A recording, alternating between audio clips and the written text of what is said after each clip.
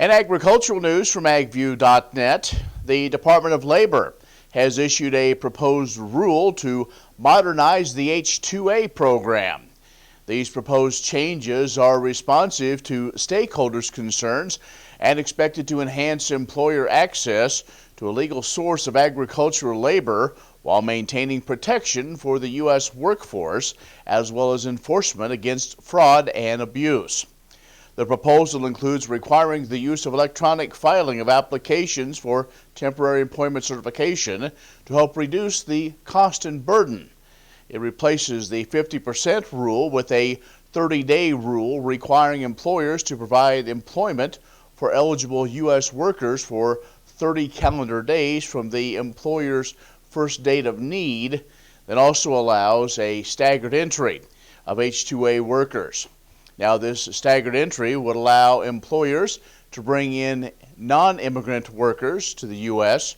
anytime up to 120 days from the state of the date of need. The rule is intended to give employers flexibility to accommodate changing weather as well as production conditions. Additionally, the proposed rule would revise the methodology that's used to establish the prevailing wage. The department is proposing calculating wage rates by agricultural occupation.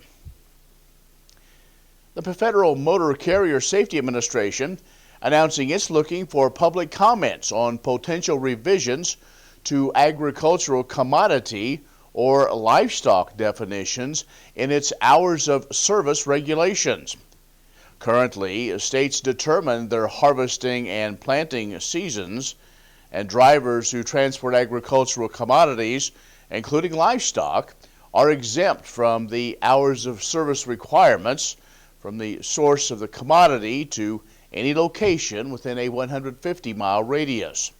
Now, this advanced rule put together by the FMCSA would redo the definition of livestock and agriculture commodities in order to make sure that the exemption is consistently applied and has enough flexibility that makes it easy for eligible farmers and commercial drivers to use it.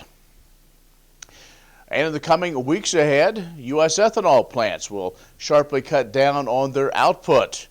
That's primarily to a steep rise in corn prices here in the Midwest, as well as the U.S.-China trade dispute that has both led to weak margins as well as an oversupply.